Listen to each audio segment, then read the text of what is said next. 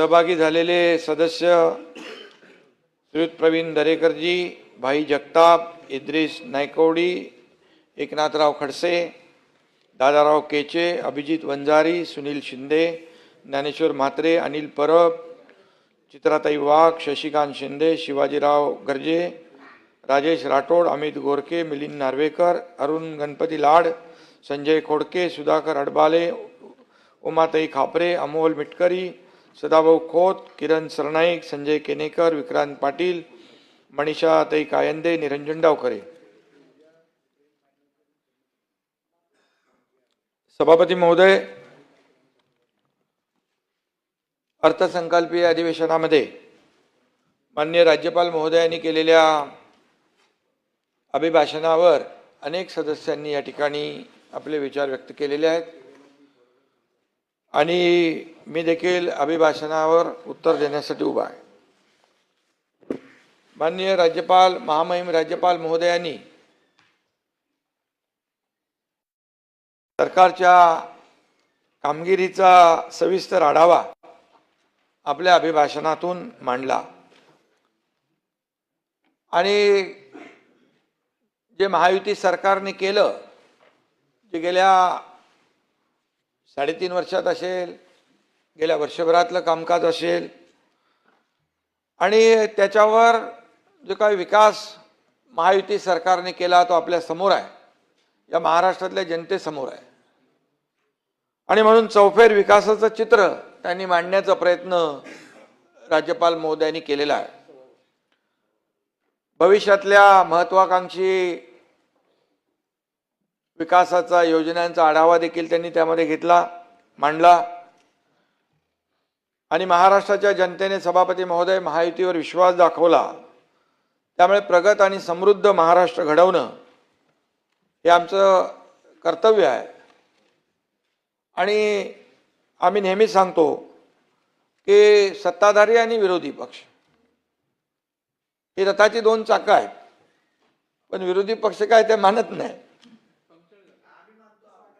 आणि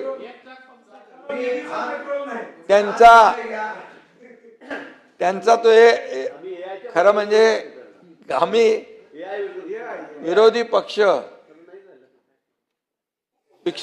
पक्षाला कधी कमकुवत समजत नाही.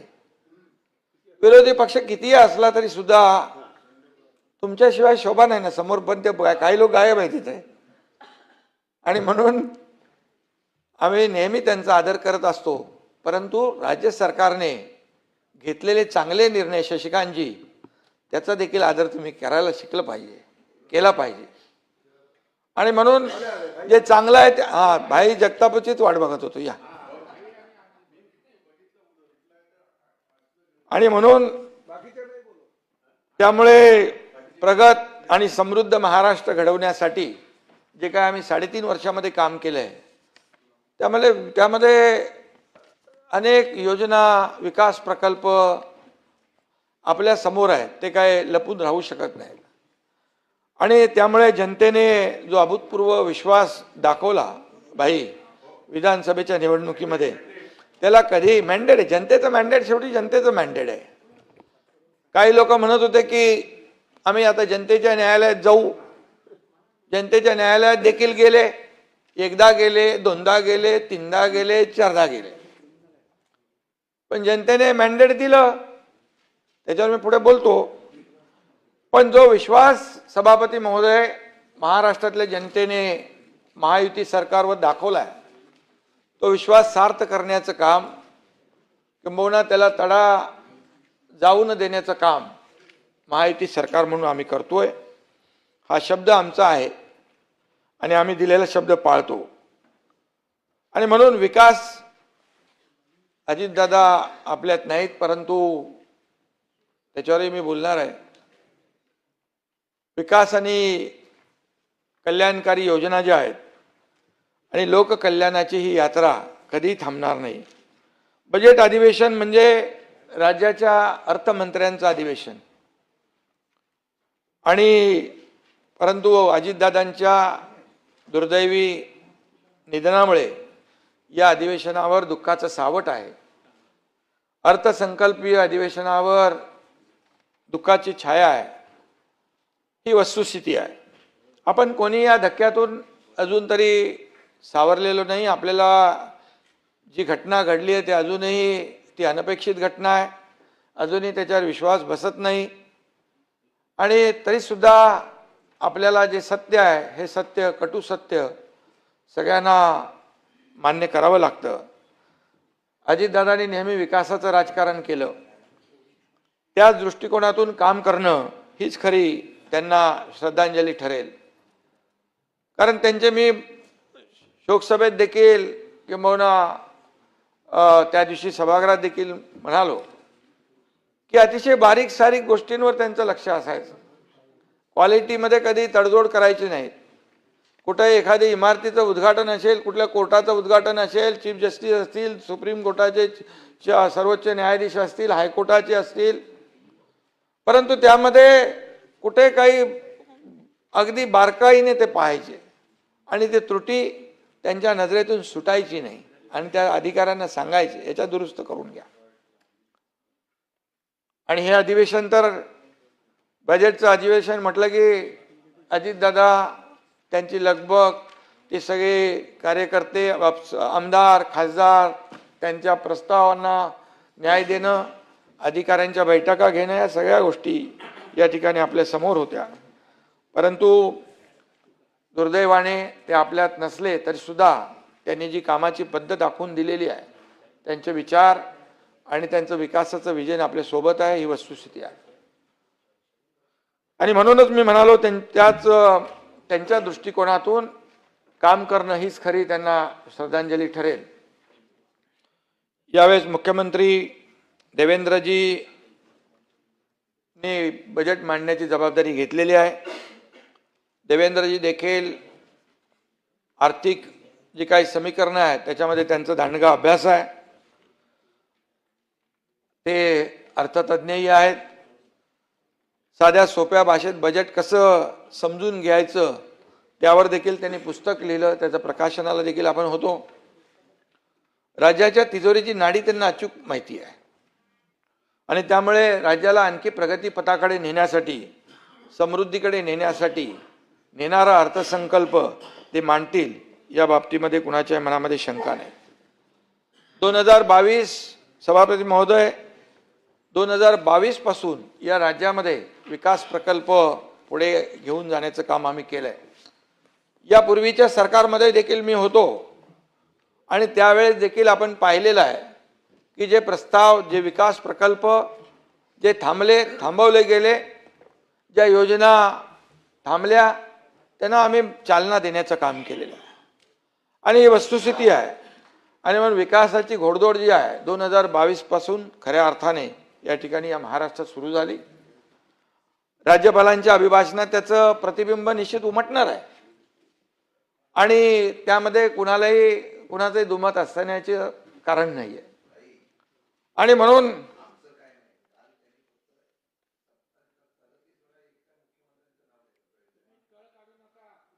राज्यात विकास केला नसता तर शशिकांतजी महायुतीचा विकास झाला नसता, महायुतीचा विजय झाला नसता.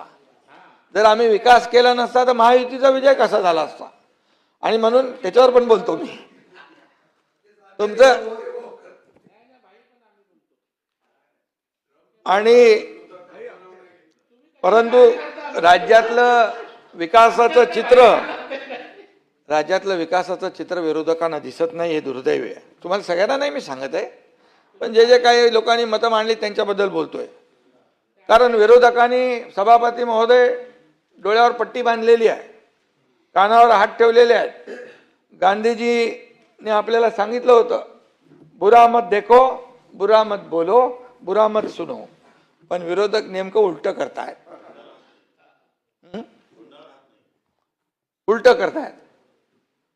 त्यांना चांगलं, मी मगाशीच म्हटलं की चांगल्याला चांगलं, एखाद्या विरोधी पक्षातल्या लोकांनी चांगल्या सूचना केली त्याचा आदर आम्ही करतो ना, केलेला आहे भाई, बरोबर आहे ना. आणि म्हणून त्यांना चांगलं दिसत नाही, त्यांच्या कानावर चांगलं पडत नाही आणि चांगलं ते बोलत नाहीत. आणि म्हणून हे अर्थसंकल्पीय अधिवेशन आहे. त्यामुळे सर्वांची भूमिका सभापती महोदय सकारात्मक राहील अशी अपेक्षा होती. पण चहापानापासूनच काही विरोधी पक्षाने जे काय करायचं ते नेहमीचं राजकारण सुरू केलं. याही वेळेस केलं. हम नाही सुधरेंगे हा जो काही संदेश द्यायचा होता तो दिला. ठीक आहे, तरी सुद्धा आम्ही काय वाईट वाटून घेत नाही, वाईट वाटून म्हणजे वाईट मानत नाही. ठीक आहे, विरोधी पक्षाचा अधिकार आहे. ते म्हणाले काय आम्ही त्यांची काळी चहा आणि काळी कॉफी कशाला प्यायची, त्यांचे काळे धंदे बाहेर काढू. आता काळे धंदे आमचे असते तर जनतेने विधानसभेत 232 आमदार दिले असते. त्यानंतर झालेल्या नगर परिषदेमध्ये 75 ते 80% विजय दिला असता. बंटी पाटील साहेब, महापालिकेमध्ये एवढं यश मिळालं असतं, जिल्हा परिषदेमध्ये एवढं यश मिळालं असतं. तर काळे धंदे कुणाचे त्यात मी आज काय जात नाही. ज्यांची काळे धंदे केले त्यांना लोकांनी घरी बसवलं आणि त्यामुळे आम्ही तुम्हाला काळी चहा आणि काळी कॉफी नसती पाजली, चांगले फ्रेश दुधाची कॉफी पाजली असती, दुधाचा पांढरा चहा पाजला असता. कारण त्या आणि गोकुळचा, त्यामुळे काळा बेरा आम्हाला काय माहित नसतं. आम्ही एकदम जे काय आहे ते समोर आमचं खुलं किताब आहे. आणि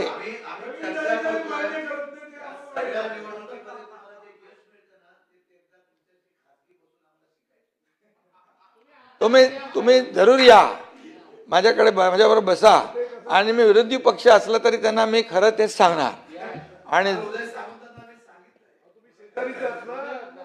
आणि आपला तर संबंध वेगळा आहे, आपण एकाच मातीतले आहोत. आणि म्हणून प्रत्येक अधिवेशनामध्ये विरोधकांचा गोंधळ वाढताना दिसतो. संख्या कमी होते पण गोंधळ वाढतोय, हा उलटा प्रवास चालू आहे. आणि म्हणून त्यामुळे विसंवाद वाढतोय. नेमकी टीका कशावर करायची, कशी करायची हे देखील, टीका करा, बिलकुल करा, टीकेला आमचं ना नाहीये. परंतु टीका म्हणजे करताना आपण खरं बोललं पाहिजे, त्याचा आपला एव्हिडन्स असला पाहिजे. आरोप करताना म्हणून मी नेहमी काय सांगतो, आरोपाला मी आरोपाने उत्तर देणार नाही, टीकेला टीकेने उत्तर देणार नाही. आरोपाला कामातून उत्तर देणार, टीकेला कामातून उत्तर देणार. आणि म्हणून जे काय तुम्ही पाहिलंय, जे काय यश मिळतंय तो ह्याचाच भाग आहे. आणि म्हणून विरोधक गोंधळलेले आहेत आणि त्यांना काय करावं. खरं म्हणजे अधिवेशन अर्थसंकल्पीय आहे, आणखी अधिवेशन पुढं आहे. त्यामध्ये तरी अपेक्षा आहे की राज्यातले जनतेचे प्रश्न मांडा, लोकांना न्याय देण्याचं काम करा आणि या अधिवेशनाचा फायदा सर्वसामान्य जनतेला झाला पाहिजे ही अपेक्षा असते. आणि विरोधी पक्षाला जनतेचे प्रश्न आणि आवाज बनवून काम करायचं असतं, ते आपण केलं पाहिजे ही अपेक्षा आमच्याकडून तुमच्याकडून आम्हाला आहे. आणि म्हणून काही लोक बोलतात चांगले, म्हणजे सकारात्मक, पॉझिटिव्ह आणि प्रॅक्टिकल देखील बोलत असतात. पण या सर्व मॅन्डेट नंतर हे गेल्या वर्षीचं देखील बजेट सेशन झालं आणि त्यानंतर महायुती सरकारने, तुम्ही काय बोलले ते ऐकलं मी, हॅट्रिक करून दाखवले आणि सर्व ठिकाणी महाविकास आघाडीचा फार, खरं म्हणजे मला बोलायला ते आवडत नाही, टीका करायला, पण धुवा उडवला ही वस्तुस्थिती आहे. लोकांनीच केलं ते, जनतेने. आणि तरी सुद्धा विरोधकांचं देखील गिरे भी तो टांग ऊपर वाली बात रहती है असं असतं. त्यामुळे कुठंतरी आत्मपरीक्षण, आत्मचिंतन केलं पाहिजे. सुंब जळला तरी पीळ कायम म्हणतो आपण, तशा प्रकारची परिस्थिती आहे. तुम्ही वैयक्तिक कोणी आपल्याबद्दल घेऊ नका बिलकुल. हा, सत्ताधाऱ्यांना मात चढलाय, मस्ती आली आहे अशी भाषा देखील काही विरोधकांनी वापरली. सभापती महोदय, सत्ता येते, सत्ता जाते, पुन्हा येते. परंतु सत्ता आल्यानंतर त्या तिचा वापर सर्वसामान्य लोकांसाठी आपण केला पाहिजे, गोरगरिबांसाठी आपण केला पाहिजे, गरजू माणसांसाठी केला पाहिजे. आपला अधिकार आपण सर्वसामान्यांच्या विकासासाठी वापरला पाहिजे. माणसं जोडली पाहिजे, जोडलेली माणसं टिकवली पाहिजेत आणि म्हणून लोकांची कामं केली पाहिजेत, लोकांमध्ये गेलं पाहिजे, त्यांच्याशी बोललं पाहिजे. ऑफिसमध्ये बसून, घरी बसून आपल्याला लोकांशी संवाद साधता येत नाही, तिथे जागेवर जायला पाहिजे. आणि म्हणून आमची काम करण्याची पद्धत जी आहे फेस टू फेस आहे. फेसबुक लाईव्ह नाही, फेस टू फेस आहे. लोकांना भेटणं. गेलो ना आम्ही लोक, तुम्ही लोक पण काय लोक काम करता ना, लोकांमध्ये जाता ना, गेलंच पाहिजे. सत्ताधारी असू द्या त्या विरोधी पक्ष असू द्या. आणि आमची जी काही लोकांची नाळ जुळलेली आहे, संकटामध्ये आम्ही लोकांच्या, शेतकऱ्यांच्या बाजूने उभे राहतो. आपत्ती आली तर आम्ही तिथे जातो, संकट आलं तिथे जातो. आणि त्यामुळे लोकांनी, सर्वसामान्य लोकांना न्याय देण्याचं काम जे लोक करतात त्यांच्या पाठीशी जनता उभी राहते. आणि म्हणून जनतेने विरोधी पक्षाला एकदा, दोनदा, तीनदा क्लीन बोल्ड करून टाकलेलं आहे सभापती महोदय. आणि पुन्हा पुन्हा हिट विकेट होण्याची सवय तुम्हाला विरोधी पक्षाला लागलेली आहे. तरी सुद्धा हाऊस काय भागत नाही भाई. आणि तरी असू द्या. आणि काही लोक बेचूट खोटं बोलतात, वायफळ बोलत असतात, वायफळ बडबड करत असतात. हे दुर्दैव आहे खरं म्हणजे. आणि म्हणून मी या ठिकाणी सांगू इच्छितो, तुमच्या म्हणजे दम नाही आरोपात हद्दपार झालात तुम्ही जनतेच्या दरबारात. म्हणजे आरोप करताना देखील, आरोप करताना त्याला सगळे पुरावे पाहिजेत, पुराव्यानिशी आरोप केले पाहिजेत, ही वस्तुस्थिती आहे. पण आपलं भाषण असं काही लोक करतात की त्याच्यामध्ये जवळपास 90% सगळं खोटं असतं. ते बोलून घेत जातात, त्याच्या बातम्या होतात, तेवढ्यावरच प्रसिद्धी मिळवण्यासाठी काही लोक खोटं बोला पण रेटून बोला, अशा प्रकारची सवय काही लोकांना लागली आहे. पण याच्याने काय हासिल होणार नाही. लोकांना कळतं आहे, लोक सुज्ञ आहेत, जनता सुज्ञ आहे. आणि म्हणून मतदारांना देखील माहीत आहे, महायुती सरकार केवळ निर्णय घेत नाही भाई, तर त्या निर्णयाची अंमलबजावणी करते. हे मी सांगतोय म्हणून बोलत नाही. मी माझं, मी बोलतोय ते जे आहे ते सत्य बोलतोय. 2.5 वर्षाचं आपण कारभार पाहिलाय मी मुख्यमंत्री असताना, आणि आता वर्षभराचा देखील आपण पाहिलाय. त्यामुळे जे 3.5 वर्ष जे काम केलंय या महायुती सरकारने ते आपल्या समोर आहे. आजच सकाळी एक मुंबई सेंट्रलमधला एक पुलाचं आम्ही उद्घाटन करून आलो. ऑनलाईन उद्घाटन केलं. लोकांचा खोळंबा नको म्हणून. शशिकांतजी, तो पूल 130 वर्षाचा होता, ब्रिटिशकालीन, आणि तो 15 महिन्यात कंप्लीट केला. 4 महिने अगोदर केला. म्हणजे बिफोर टाइम. हे असे प्रकल्प आम्ही केले. म्हणून या मुंबईमध्ये, महाराष्ट्रामध्ये जे लटकलेले, प्रलंबित असलेले प्रकल्प त्यांना आम्ही चालना देऊ शकलो. उदाहरण मी फक्त आज केलं म्हणून सांगितलं मी. आणि म्हणून आम्ही विकासाचे, मी नेहमी सांगतो की विकासाचे मारेकरी होऊ नका, विकासाचे वारकरी व्हा. शेवटी विकास हा विकास आहे. लोकांना काय पाहिजे? काम पाहिजे. लोकांना, जनतेला आरोपामध्ये तथ्य नसतं. आरोपामध्ये त्यांना काही इंटरेस्ट नाही आहे. शिव्या शाप जे कोणी देतात त्याच्यामध्ये लोकांना काही पडलेलं नाही. लोकांना पाहिजे काम, लोकांना पाहिजे या राज्याचा विकास. आणि म्हणून डेव्हलपमेंट हा आमचा अजेंडा आहे, विकास हा आमचा अजेंडा आहे. त्या अजेंड्यावर आम्ही काम करतोय. आणि म्हणून आम्ही विकासाचं राजकारण करतो सभापती महोदय, स्थगितीचं राजकारण आम्ही केलं नाही. आणि म्हणून आघाडी सरकारच्या काळात ज्यावेळेस जी कामं रखडली ती आम्ही पूर्ण केली. नवीन कामं घेतली, त्याला आम्ही चालना दिली आणि म्हणून महाराष्ट्राला विकासाच्या नव्या उंचीवर नेण्याचं काम महायुती सरकारने केलेलं आहे. आणि म्हणून मी या अधिवेशनामध्ये खरं म्हणजे विरोधकांवर टीकाटिप्पणी करणारच नव्हतो, पण मी बघितलं सगळ्यांची भाषणं, तर मग काय काय काय काय खोटं सगळं काय बोलले ते मला शेवटी त्याचं उत्तर देणं गरजेचं आहे. आणि म्हणून कुठलंही अशा प्रकारचं पब्लिक परसेप्शन होऊ नये की विरोधकांनी जे बोलले ते खरं आहे आणि सत्ताधारी याच्यामध्ये कुठेतरी चुकीच्या पद्धतीने निर्णय घेतलेत. आणि म्हणून मी त्याचं या ठिकाणी, कारण जे बोलताना पूर्णपणे पुराव्यानिशी बोललं पाहिजे होतं, अभ्यासपूर्ण बोललं पाहिजे होतं, परंतु दुर्दैवाने तसं झालं नाही. आणि म्हणूनच मी याचं उत्तर देत असताना एक तरी विकास काम दाखवा. अरे एक तरी नाही, आम्ही 100 विकास कामं तुमच्या समोर दाखवतो, पण तुम्हाला जर विरोधी पक्षाला दिसतच नसेल तर मग आमचा काय दोष? मग विरोधी पक्षाने आपले डोळे तपासून डॉक्टरकडे जाऊन तपासले पाहिजेत, असं मी म्हटलं तर वावगं ठरणार नाही.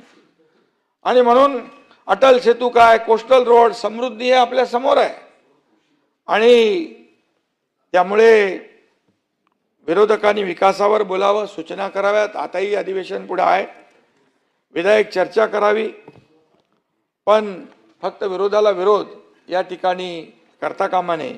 आर्थिक, औद्योगिक, सामाजिक, प्रशासकीय सगळ्याच आघाड्यांवर महाराष्ट्राची स्थिती मजबूत आहे, ही वस्तुस्थिती आहे. अभिभाषणामध्ये राज्यपालांनी हे वास्तव मांडलेलं आहे, हे वास्तव आहे. आणि म्हणून त्याला राज्यपालांनी जे मांडलंय ती वस्तुनिष्ठ त्यांनी परिस्थिती मांडलेली आहे. या राज्याचा सर्व आढावा घेऊन या ठिकाणी जे प्रकल्प आम्ही चालना दिले ते मांडण्याचा प्रयत्न केलेला आहे. पण विरोधी बाकावरील सदस्यांनी जे काय बिनबुडाचे आरोप केले, राज्यातल्या गुंतवणुकीवरून देखील बऱ्याच लोकांनी या ठिकाणी आरोप केलेले आहेत. त्यामुळे मी या ठिकाणी त्याची माहिती देतो. देशाच्या अर्थव्यवस्थेचा मजबूत कणा हा महाराष्ट्र आहे. महाराष्ट्र एक पुरोगामी राज्य आहे, विकसनशील राज्य आहे. या महाराष्ट्रामध्ये इन्फ्रास्ट्रक्चर आहे, या महाराष्ट्रात पोटेन्शियल आहे, या महाराष्ट्रामध्ये स्किल मॅनपॉवर आहे, या महाराष्ट्रात इंडस्ट्रियल फ्रेंडली वातावरण आहे. या महाराष्ट्रामध्ये मोठे उद्योग काय येत आहेत? कारण इथं गेल्या 3.5 वर्षामध्ये जे उद्योगांना चालना देण्याचं काम महायुती सरकारने केलंय ते आपल्या समोर आहे. आज उद्योगपती सुरक्षित आहेत. आपल्या पूर्वीच्या काळामध्ये आपण पाहिलं, उद्योगपतींच्या मनामध्ये जी भीती निर्माण झाली होती, आता आणि आज रिलायन्स इंडस्ट्रीने इंडिया AI समिटमध्ये दिल्लीला 10 लाख कोटीची सभापती महोदय इन्व्हेस्टमेंट केली. त्यांचं अभिनंदन करायला पाहिजे. 10 लाख कोटीची इन्व्हेस्टमेंट छोटी नाही. का केली? आता त्यांना देशात, महाराष्ट्रात सुरक्षित वाटतंय. त्याच उद्योगपतींच्या खाली, घराच्या खाली काय लावलं होतं कोणी? बंटी पाटील माहिती आहे आपल्याला. त्यांनी नाही लावलं ते, आणि होतो ना मी, खाता आमच्याकडे नव्हतं. आणि म्हणून या ठिकाणी उद्योजकांना देखील एक पोषक वातावरण या ठिकाणी निर्माण करण्याची आवश्यकता होती, ती आम्ही केली. तुम्हाला सांगतो, एखाद्या कुठे पुणे, चाकण किंवा कुठल्याही इंडस्ट्री बेल्टमध्ये उद्योजकांना कुठलाही त्रास होत असेल, बंटी पाटील साहेब, तर आम्ही पर्सनल ॲड्रेस करतो, पर्सनल त्या लोकांना बोलतो आणि जे त्रास देणारे लोक आहेत त्यांच्यावर कायदेशीर कारवाई करून त्यांना जेलमध्ये पण टाकलेलं आहे. त्यामुळे अशा प्रकारचं वातावरण निर्माण झाल्यामुळे उद्योजक येऊ लागलेले आहेत, उद्योजकांना विश्वास वाटू लागला आहे. आणि म्हणून आज महाराष्ट्र हे फक्त देशातलं नाही तर जगाच्या पातळीवर गुंतवणुकीसाठी पसंतीचं, मी मगाशी म्हणालो, राज्य बनलेलं आहे. याचा अभिमान सगळ्यांना पाहिजे, सत्ताधाऱ्यांना नाही, विरोधी पक्षाला देखील पाहिजे. कारण शेवटी हे राज्य आपलं, महाराष्ट्र राज्य आपलं आहे सगळ्यांचं. आणि म्हणून औद्योगिक गुंतवणूक, परदेशी औद्योगिक गुंतवणुकीमध्ये देखील आपण महाराष्ट्र नंबर 1 आहे. देशाच्या एकूण GDP मध्ये महाराष्ट्राचा वाटा 13.5% आहे. GDP, export, tax collection, FDI हे विकासाचे महत्त्वाचे इंडिकेटर आहेत. या सगळ्यामध्ये सभापती महोदय आपले राज्य प्रथम क्रमांकावर आहे. याचा अभिमान आपल्या सगळ्यांना असला पाहिजे. आणि मी सगळं जे बोलतोय ते तपासून घ्या. मी कुठलंही खोटं बोलणार नाही. खोटं बोलण्याची सवय मला नाही, कारण आपल्याला शेवटी एक दुसऱ्याला परत फेस करायचं आहे, एक दुसऱ्याशी बोलायचं आहे. आणि म्हणून याच्यामध्ये मी जे बोलतोय ती वस्तुनिष्ठ या ठिकाणी जी वस्तुस्थिती ते बोलतोय. आणि म्हणून महायुती सरकारने झपाटून काम केलं नसतं तर हे चित्र दिसलं असतं का? हा माझा साधा सवाल आहे. हा माझा एक प्रामाणिक सवाल आहे की जर महायुतीने 3.5 वर्षामध्ये जे काम केलं या राज्याच्या विकासाला चालना देण्यासाठी, या राज्यातल्या सर्वसामान्य लोकांना न्याय देण्यासाठी, माझ्या शेतकऱ्यांना न्याय देण्यासाठी, लाडक्या बहिणींना न्याय देण्यासाठी, अनेक लोकांना न्याय देण्यासाठी जे निर्णय घेतले आणि ते निर्णय घेतले त्यामुळेच या ठिकाणी हे चित्र आहे. या देशाचे आदरणीय प्रधानमंत्री नरेंद्र मोदीजी यांच्या नेतृत्वाखाली देशाची अर्थव्यवस्था 11व्या नंबरवरून 4थ्यावर आलेली आहे. 4थ्यावरून 3ऱ्या नंबरला आपण येणार आहोत.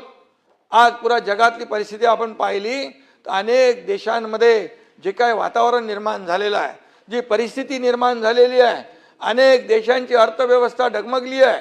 पण अशा परिस्थितीमध्ये भारताची अर्थव्यवस्था 3ऱ्या नंबरला जाते आहे. देश आपला पुढे जातोय, याचा अभिमान आपल्याला पाहिजे भाई. देशाचा आपला अभिमान पाहिजे. आणि म्हणून भारत या जगामध्ये ज्या पद्धतीने क्रांती करतोय, जो आर्थिक महासत्तेकडे जातोय, $5 ट्रिलियन जे काही आपला गोल आहे प्रधानमंत्री महोदयांचा, त्यामध्ये देखील $1 ट्रिलियन हा आपल्या महाराष्ट्राचा एक त्याच्यामध्ये सहभाग आहे. नीती आयोगाने सभापती महोदय सांगितलंय 1 ट्रिलियन नाही, तुम्ही फक्त मुंबई आणि MMR मध्येच $1.5 ट्रिलियन पोटेन्शियल आहे.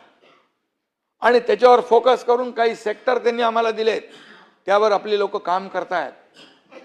आणि उद्योजक आहेत, इकॉनॉमिस्ट आहेत, त्यामध्ये वेगवेगळ्या क्षेत्रातले लोक काम करतायत. आणि म्हणून हे सगळं जे करत असताना याचा आपल्याला सगळ्यांना अभिमान पाहिजे. आणि म्हणून आता परवा गेल्याच आठवड्यामध्ये भारत आणि फ्रान्स या 2 देशातील नेत्यांची बैठक कुठं झाली? आदरणीय प्रधानमंत्री नरेंद्र मोदीजी आणि फ्रान्सचे राष्ट्राध्यक्ष मॅक्रॉन दिल्लीमध्ये नाही, मुंबईमध्ये झाली, महाराष्ट्रात झाली. ही आपल्या सगळ्यांना अभिमान वाटली पाहिजे. आपल्याला अभिमान वाटला पाहिजे की त्याच्या अगोदर देखील मला वाटतं UKचे पंतप्रधान आले होते, यावेळेस देखील अनेक करार झाले, मुंबईमध्ये करार होत आहे. याचा अभिमान आपल्याला पाहिजे भाई. मुंबई, महाराष्ट्र याचा अभिमान पाहिजे. का घडतंय? फ्रान्सचे आपले प्रधानमंत्री फ्रान्सच्या अध्यक्षांना मुंबईत भेटतात, मुंबईत करारनामे होत आहे. पहिल्यांदा घडतंय, हे पहिल्यांदा होत आहे. आणि म्हणून मी आपल्याला सांगतो याच्यामध्ये देखील काही अर्थ असेल ना. आणि म्हणजे महाराष्ट्राला प्राधान्य देण्याचं काम केंद्र सरकार देखील करतंय, हे देखील मी मुद्दाम या ठिकाणी नम्रपणे नमूद करतोय. मुंबई तोडणार हे फेक नरेटिव्ह विरोधक नेहमी पसरवत होते, पण यावेळेस काय ते झालं नाही. मुंबई पण हातून गेली, कारण मुंबईमध्ये देखील महायुती सरकारने 3.5 वर्षात जे काम केलंय त्याची पोचपावती मुंबई महापालिकेच्या निवडणुकीमध्ये देखील लोकांनी दिली, जनतेने दिली. आणि म्हणून आज या ठिकाणी परिवर्तन होतंय. त्या मुंबईबद्दल काय बोलणार? मी जेव्हा मुख्यमंत्री झालो तेव्हा पहिलं तर मुंबईचं जे खड्डेमुक्त मुंबई करण्याचा संकल्प केला. मुंबईचं पूर्ण कॉन्क्रिटायझेशन झालं पाहिजे 2 फेजमध्ये, तो निर्णय घेतला, काम सुरू झालं. एवढ्या सभापती महोदय 20-25 वर्षामध्ये साधे सिवरेज ट्रीटमेंट प्लॅन्ट नव्हते. मुंबईमध्ये 7 सिवरेज ट्रीटमेंट प्लॅन्ट करण्याचा निर्णय घेतला. मेट्रोला स्थगिती दिली होती, कारशेडला स्थगिती दिली होती, सगळे हटवलं. हे सगळं पुढे नेलं. हे म्हणून मी मगाशी म्हणालो की हे सगती सरकार नाही, प्रगती सरकार आहे. आणि म्हणून सगळे स्पीड ब्रेकर उखडून टाकले, सगळे अडथळे दूर केले. आणि म्हणून मुंबईसारखी मुंबई ही देशाची आर्थिक राजधानी आहे. मुंबईचा महाराष्ट्राला अभिमान आहे. आणि म्हणून मुंबई तोडणार यांना एक चांगलं उत्तर मुंबईकरांनी या निवडणुकीमध्ये दिलेलं आहे. आणि प्रधानमंत्री काय करतायत?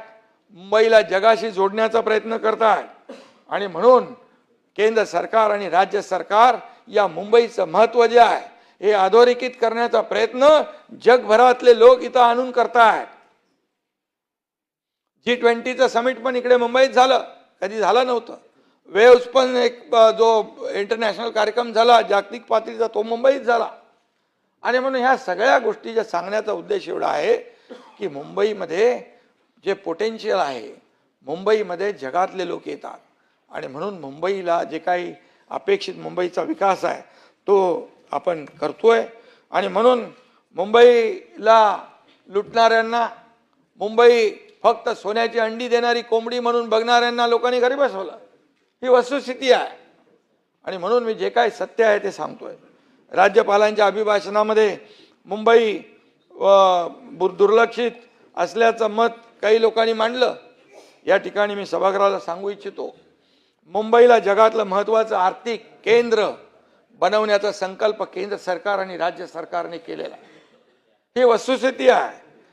आणि म्हणून आता अनिल परब नाही आहे तिकडे, त्यांनी किल्ला लढवायचा खूप प्रयत्न केला पण जनतेनेच किल्ला उद्ध्वस्त केला, ही वेगळी गोष्ट. तर आम्ही काय करू शकतो? आणि म्हणून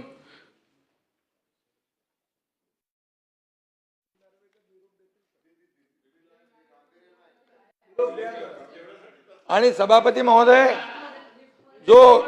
जो मारतो जनतेच्या तिजोरीवर डल्ला, जो मारतो जनतेच्या तिजोरीवर डल्ला, जनताच करते उद्ध्वस्त त्यांचा किल्ला.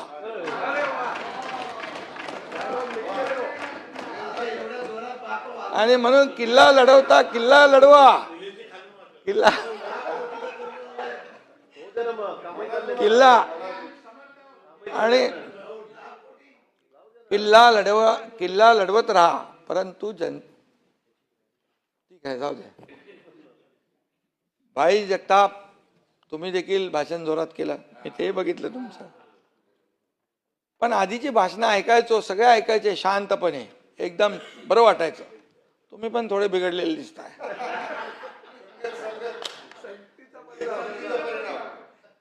पण भाईचं बोलणं कसं आहे बाबा, मुद्देसूद सगळ्या गोष्टी, परंतु पण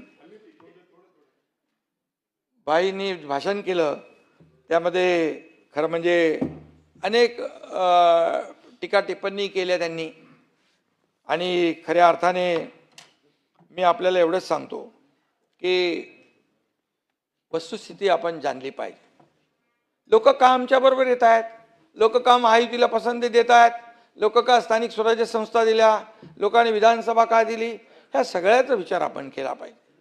लोक काम मॅन्डेट देत आहेत, काम केलं नसतं तर कोणी उभं केलं असतं, आम्हाला काम केलं नसतं तर घरी बसवलं असतं. आणि म्हणून जो वेळ आम्हाला मिळाला 3.5 वर्ष, त्याचा आम्ही सदुपयोग केला जनतेचा प्रश्न सोडवण्यासाठी, या महाराष्ट्राला पुढे नेण्यासाठी. आणि म्हणून लोकांनी देखील भरभरून आम्हाला आशीर्वाद दिले. आणि म्हणूनच तुमची टीका ऐकल्यानंतर मी म्हणतो, या ठिकाणी विरोधक पडला फिका, पुढचं तुम्हाला माहित आहे, विरोधक पडला फिका तरी सुरू निरर्थक टीका. असं काय त्याला म्हणतो आपण, नाही संकुचित नाही, ओढून ताणून काहीतरी बोललं पाहिजे म्हणून जे बोलण्याचा जो आवेश आहे, आव आणण्याचं जे, तसं नाही होत ते. आणि म्हणून आणि जे काय उष्ण अवसान जे विरोधी पक्ष आणतोय ते थोडं भाई बघा, चाळून बघा. भाई फक्त रोजगार निर्मितीच नाही, उद्योग वाढ, शेतकऱ्यांसाठीच्या योजना, आरोग्य योजना, लाडक्या बहिणींच्या योजना. मला सांगा, शेतकऱ्यांच्या अतिवृष्टी अवकाळीमध्ये नुकसान होत होतं, सततच्या पावसामुळे होणारं नुकसान भरून दिलं जात नव्हतं, NDRFच्या निकषाच्या बाहेर जात नव्हते. मी मुख्यमंत्री असताना NDRFचे निकष बाजूला ठेवले, NDRFच्या दुप्पट आम्ही देऊ लागलो. 2 हेक्टरचं भाई 3 हेक्टर केलं. सततच्या पावसामुळे होणारं नुकसान जे आहे ते भरून देऊ लागलो. अगदी गोगलगाईंनी केलेलं नुकसान देखील आम्ही भरून दिलंय. ही वस्तुस्थिती आहे. आणि आता जे झालेलं जे नुकसान आहे, प्राण्यांनी केलेलं नुकसान तेही आपण भरून देतो. आणि म्हणून नीलगाईपासून गोगलगाईपासून सगळ्यांनी केलेलं नुकसान, आणि म्हणून या आता झालेल्या सप्टेंबर ऑक्टोबरमध्ये अतिवृष्टी झाली, त्यामध्ये देखील खूप मोठं प्रचंड नुकसान झालं. आम्ही म्हणालो होतो शेतकऱ्यांची दिवाळी काळी होऊ देणार नाही. दिवाळीच्या अगोदर त्यांच्या खात्यामध्ये पैसे गेले. 32,000 कोटीचं पॅकेज त्यावेळेस आम्ही घोषित केलं आणि त्याच्या पैशाचं वाटप केलं आणि ते सुरू आहे. ही वस्तुस्थिती आहे. तरी सांगणार शेतकऱ्यांना वाऱ्यावर सोडलं. शेतकऱ्यांना आम्ही कधी वाऱ्यावर सोडणार नाही. या राज्याच्या तिजोरीवर पहिला अधिकार कोणाचा असेल तो आमच्या बळीराजाचा आहे, शेतकऱ्याचा आहे. कोणीतरी म्हणालं मगाशी ते कर्जमाफीचा विषय काढला. मी आपल्याला सांगतो, लाडकी बहीण योजना सुरू झाली ती आपल्याला माहित आहे. अरे त्याच्यात काही बाप्या बाई लाडक्या बहिणीच्या जागेवर बाप्याची नाव होती आता. आणि तुम्हाला सांगतो त्यामुळे बघा, एकही पात्र लाडक्या बहिणीला आम्ही लाडकी बहीण योजनेपासून वंचित ठेवणार नाही. तुम्ही किती बोललात तरी तुम्ही तर तेव्हा, आता तर म्हणाले 3,000 द्या. अरे आम्ही जेव्हा 1,500 रुपये दिले बंटी भाऊ तेव्हा कोर्टात गेले बंद पाडायला. ही योजना बंद पाडली पाहिजे म्हणून. आणि आता कोर्टात गेला होता त्याच्या विरोधामध्ये. जो गेला त्याचं नाव काय?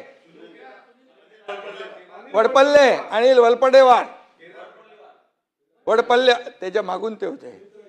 आणि म्हणून तेव्हा मी सांगतो की आम्ही ती योजना सुरू केली, मंजूर केली, पैसे ते खात्यात पाडले, काही पैसे खात्यात दिले. तो विरोधी पक्षाने तेव्हा आचारसंहितेत कसे पैसे बंद होतील तोही प्रयत्न केला. पण आम्ही आचारसंहितेच्या अगोदर 2 महिन्याचे पैसे दिले खात्यामध्ये. आम्हाला माहित होतं सगळं. म्हणाले कधी देणार 2100 रुपये. मी सांगतो या ठिकाणी तेही देणार, योग्य वेळी आम्ही तेही देणार. एकही शब्द आम्ही खोटा ठरणार नाही. आम्ही प्रिंटिंग मिस्टेक वाले नाही, निवडणूक चुनावी जुमलावाले नाही. आणि त्यामुळे योग्य वेळी शेतकऱ्यांची कर्जमाफी पण होणार. त्यासाठी कमिटी नेमलेली आहे, परदेशी कमिटी आहे. 30 जूनला त्याचा अहवाल देणार आहेत. आणि त्याच्यानंतर तुम्हाला सांगतो शेतकऱ्यांना देखील आम्ही वाऱ्यावर सोडणार नाही. शशिकांत जी करेक्ट कार्यक्रम करायचं हे शेतकऱ्यांचं नाही रे बाबा. तरी मी आपल्याला सांगतो किती आरोप केले तरी सुद्धा ये पब्लिक है, सब जानती है, हे आपल्याला माहित आहे. कौन सच्चा है कौन झूठा है याचं उत्तर वोटिंग मशीन मधून आलेलं आहे. आणि म्हणून अरे भाई कुठे चालले तुम्ही? चंद्रावर मंगळावर पोहोचले भारताचं यान. कुठं? चंद्रावर मंगळावर पोहोचले भारताचे यान. पण तुमच्या काँग्रेसचे मात्र अजूनही चड्डी बनियान. अरे भारत मंडपम मध्ये जगातले लोक आले भाई, तुम्ही वैयक्तिक घेऊ नका. जगातले लोक आले. जगातले लोकांनी आपल्या भारताचं साम्राज्य बघितलं. प्रधानमंत्री मोदींनी तिथं AI समिट ठेवली. जगभरातले लोक आले. अरे तिथे काँग्रेसवाले चड्डी बनियान गँग मध्ये घुसले. अरे आपली तर आबरू वेशीवर टांगलीच आहे, परंतु आपल्या देशाचा अपमान करण्याचा प्रयत्न तिथं केला. हे देशप्रेम आहे? ही देशभक्ती आहे? हा देशद्रोह आहे खऱ्या अर्थाने. आणि म्हणून नेहमी इकडे पण परदेशात पण देशाची बदनामी करायची, प्रधानमंत्र्यांची बदनामी करायची. अरे मला सांगा भाई, प्रामाणिकपणे छातीवर हात ठेवून सांगा, 2014 पूर्वीचे काळ बघा, 2014 पूर्वीची प्रकरण बघा. कॉमनवेल्थ घोटाळा, चारा घोटाळा, गोबर घोटाळा,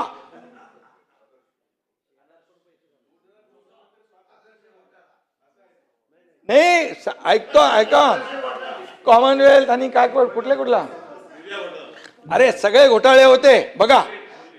कोलगेट घोटाळा, 2G स्पेक्ट्रम घोटाळा 2014 नंतर तुम्ही सांगा मला एक तरी डाग या देशाचे प्रधानमंत्री मोदीजींवर आहे? अरे भाई हसू नका, वस्तू बघा, वस्तुस्थिती.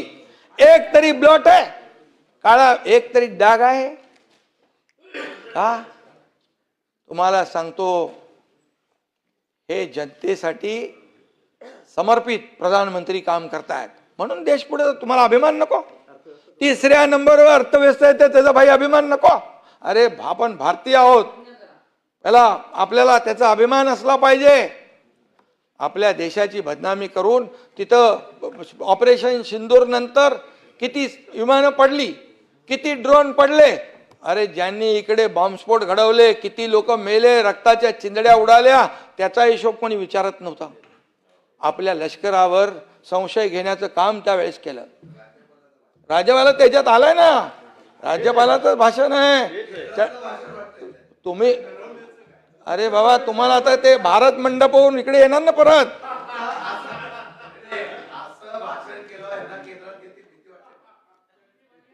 तुम्हाला इथं पाहिजे का तिकडे पाहिजे? तुम्हाला कुठं पाहिजे? तुम्हाला मी कुठं पाहिजे? इथंच आहे. कॉमन मॅन कोणी शब्द केला? सीएम म्हणजे चीफ मिनिस्टर म्हणायचे. मी म्हणालो सीएम म्हणजे चीफ मिनिस्टर नाही, कॉमन मॅन. सीएम म्हणजे कॉमन मॅन. केंद्र बिंदू आमचा कॉमन मॅन आहे आणि म्हणून चिंता करू नका, मी मजबूत आहे.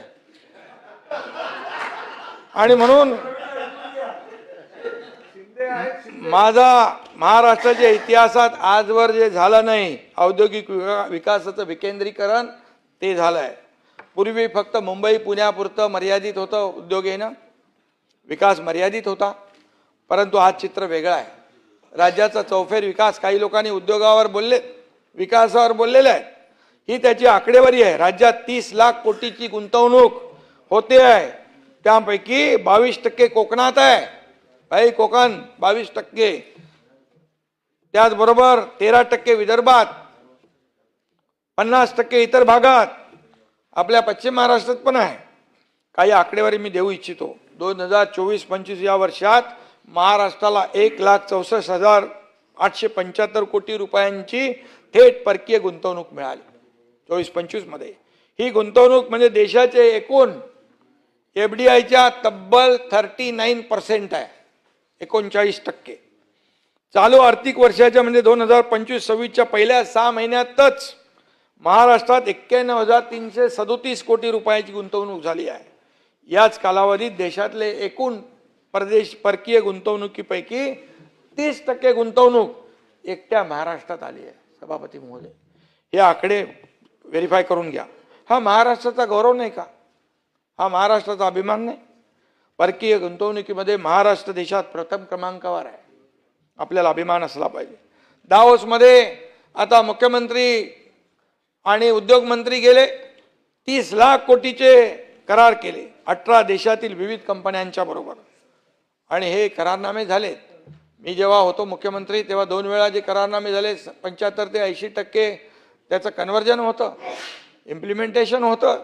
नुसते कागदावर ते करारनामे राहत नाहीत, त्याची अंमलबजावणी होते. त्यांना तात्काळ जमीन दिली जाते, त्यांना परवानग्या दिल्या जातात. ही फॅक्ट आहे. म्हणून लोक येत आहेत, म्हणून आज लोक येत आहेत. आणि म्हणून या सर्व गुंतवणुकीतून quantum computing, AI data centre, हरित ऊर्जा, सेमीकंडक्टर, ऑटोमोबाईल, इलेक्ट्रिक वाहनं आदींचा समावेश आहे.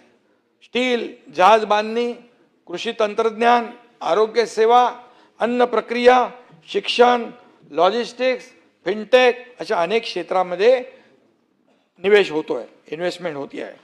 मुंबईत आशियातलं सर्वात मोठं ग्लोबल कॅपेबिलिटी सेंटर करण्याचा संकल्प आहे.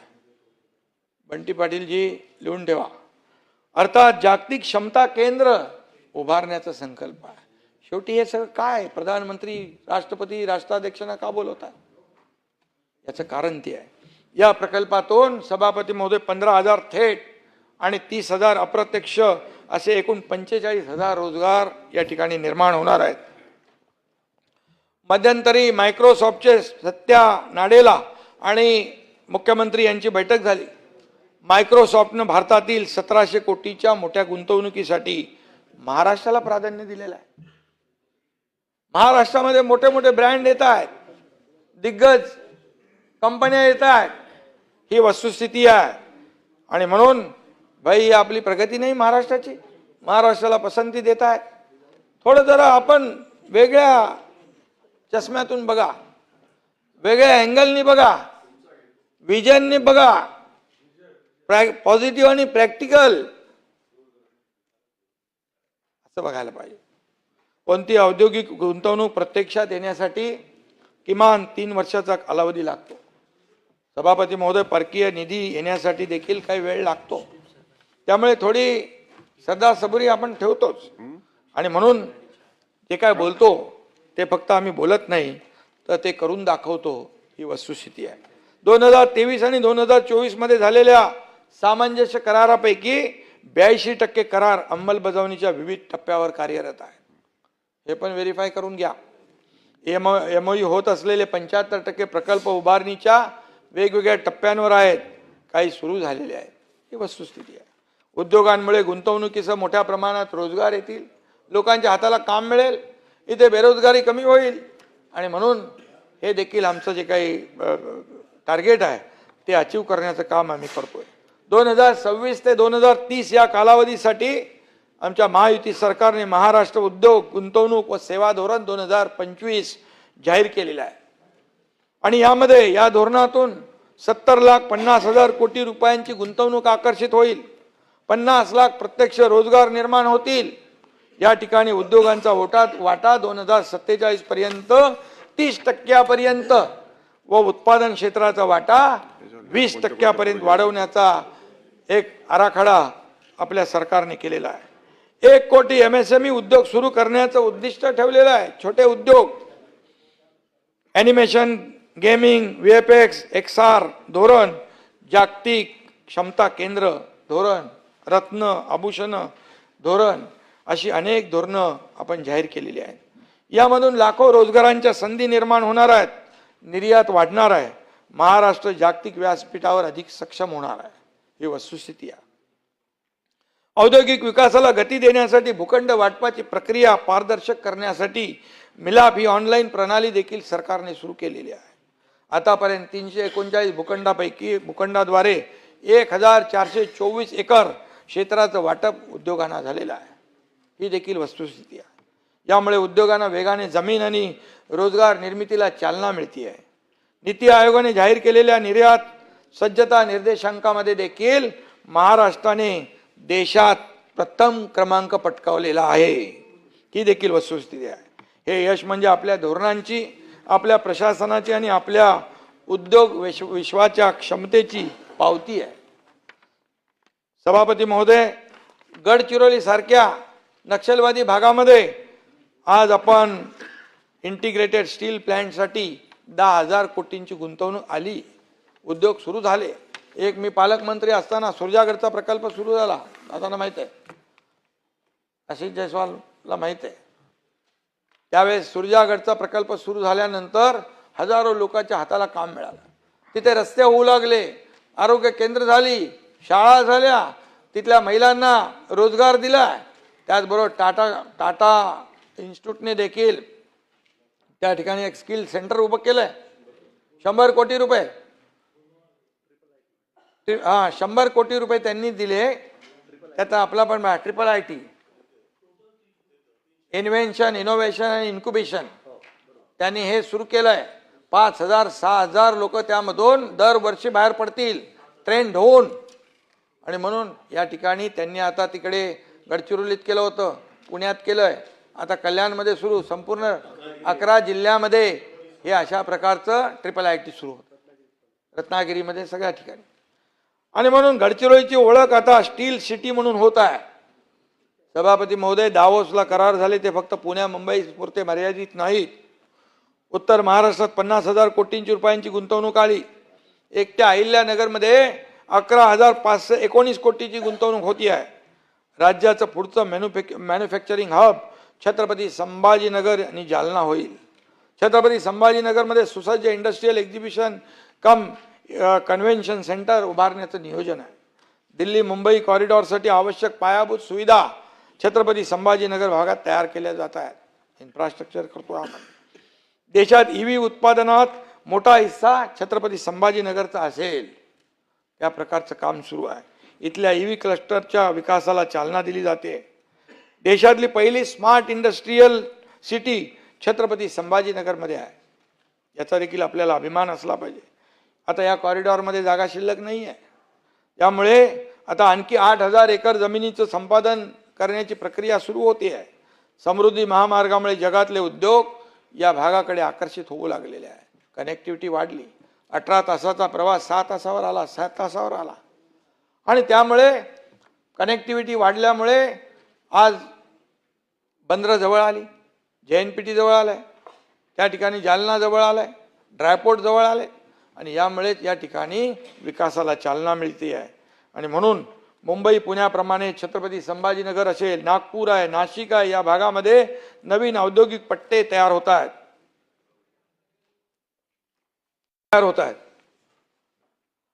विदर्भामध्ये नागपूर अमरावती औद्योगिक विकासाचा पट्टा तयार होतोय.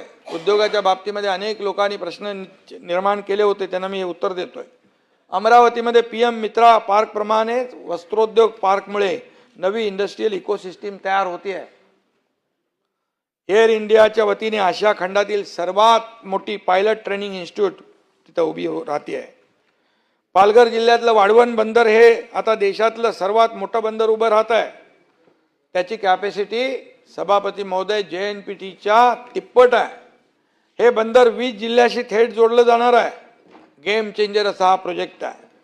40 लाख कोटी गुंतवणूक आणि 50 लाख रोजगार या संपूर्ण जेवढे प्रकल्प येतात त्यामुळे निर्माण होणार आहे. मुंबईतील coastal road, Atal Setu, metro प्रकल्प, समृद्धी महामार्ग, नवी मुंबई विमानतळ, हाऊसिंग पॉलिसी आपल्या राज्याचं चित्र बदलून टाकेल. अशा प्रकारचं काम महायुतीचं सुरू आहे. पुढच्या पिढ्यांसाठी विरोधकांना हे चित्र आशादायी वाटलं पाहिजे. भविष्यामध्ये जी पिढी आहे, तरुणाई आहे, त्यांच्यासाठी, त्यांच्या फ्युचरसाठी हे सगळे प्रकल्प जे आहेत हे तुम्ही त्याच्यामध्ये तुमचं योगदान दिलं पाहिजे. चांगल्या सूचना दिल्या पाहिजे. इथं अमकं केलं पाहिजे, इथे आणखी आपण हे केलं तर आपल्या या महाराष्ट्रातल्या लोकांना, भूमिपुत्रांना फायदा होईल असं म्हणायला पाहिजे. आणि म्हणून इन्फ्रास्ट्रक्चर आणि इंडस्ट्रियल डेव्हलपमेंट तेव्हाच होईल जेव्हा भूसंपादन व्यवस्थित होईल. आणि म्हणून ही प्रक्रिया गतीने आणि पारदर्शक पद्धतीने राबवावी. प्रकल्पांसाठी जमीन देणाऱ्याचे हित जपण्याचे निर्देश नुकतेच मुख्यमंत्री महोदयांनी दिलेले आहेत. राज्यात औद्योगिक विकासासाठी एकूण 8,969 एकर क्षेत्र आहे. मात्र औद्योगिक गुंतवणुकीसाठी मोठी मागणी आहे. त्यामुळे 1 लाख एकर जागा उपलब्ध कशी करता येईल या दृष्टीने देखील प्रयत्न सुरू झालेले आहेत. आणि महाराष्ट्रात नवी औद्योगिक क्रांती होते असं म्हटलं तर वावगं ठरणार नाही. आता पूर्वी फक्त काही ठराविक ठिकाणी विकास व्हायचा, उद्योग यायचे, पण आज समतोल विकास होतोय. सर्व समावेशक गडचिरोलीपर्यंत विकास जातोय. स्टील हब होतोय. पुढे जमशेदपूर सारखा त्याला खूप महत्त्व प्राप्त होणार आहे. आणि म्हणून या सगळ्याचा विचार जो आहे हे आपण केला पाहिजे. Virar Alibag multi modal corridor, Nagpur Gondia expressway, Bhandara Gadchiroli express, Nagpur Chandrapur express, Navegaon Surjagad mineral corridor, Jalna Nanded expressway, या सगळ्या प्रकल्पांच्या भूसंपादन प्रक्रियेकडे आमचं रिअल टाइम लक्ष आहे. आणि कामं सुरू झाली आहेत भूसंपादनाची, हे तपासून घ्या. हे प्रकल्प येत्या 3-4 वर्षामध्ये पूर्ण होतील असं नियोजन आम्ही करतोय. फक्त समृद्धी महामार्ग करून आम्ही थांबलो नाही. त्याच्यात देखील खूप अडथळे आले. मी त्याच्या इतिहासात जाऊ इच्छित नाही. कसा केला तो आम्हाला माहीत आहे. आणि मग त्याच समृद्धी महामार्गामुळे आज गेम चेंजर परिस्थिती निर्माण झालेली आहे. 3 दिवस शेतकऱ्याला आपल्याला शेतमाल तिथून मुंबईला आणायला लागत होते. आता सकाळी निघालेला शेतमालाचा ट्रक संध्याकाळी मार्केटमध्ये पोहोचेल अशा प्रकारची व्यवस्था त्या ठिकाणी झालेली आहे. आणि म्हणून पुणे छत्रपती संभाजीनगर असा 225 किलोमीटर 6 लेन एक्सप्रेसवे देखील आपण बांधण्याचा निर्णय घेतलेला आहे. हा प्रकल्प पूर्ण झाल्यानंतर 4 तासांचा प्रवास 2 तासांवर येईल. नाशिक ते वाढवण वाया समृद्धी असा नवा रस्ता होतोय. छत्रपती संभाजीनगरच्या उद्योजकांना थेट JNPT आणि वाढवण अशी 2 बंदरं मिळणार आहेत. आणि नुकतीच केंद्रीय मंत्रिमंडळाने भाई सिन्नर घोटी पालघर हायवे रुंदीकरण आणि या रोडला मजबूत करण्यासाठी 3,320 कोटीचा प्रकल्पाला मान्यता दिलेली आहे. हा रस्ता नाशिक आणि पालघर जिल्ह्याला जोडेल. त्याचबरोबर सुरत चेन्नई वाया महाराष्ट्र या 45,000 कोटीच्या ग्रीनफील्ड महामार्गामुळे औद्योगिक आणि वाहतूक कनेक्टिव्हिटी सुधारेल. दळणवळण यंत्रणा सोपी होईल. पालघर जव्हार सारखे मुंबई पुण्या सातारा तो होतोय ना, आपण रिंग रोड करतोय ना आता शशिकांतजी. आणि पालघर जव्हार सारखे आदिवासी भाग मुख्य प्रवाहात येतील. छत्रपती संभाजीनगरच्या विमानतळावरून आंतरराष्ट्रीय विमानाचं टेक ऑफ होईल. पालघरलाही नवं विमानतळ या ठिकाणी मिळणार आहे.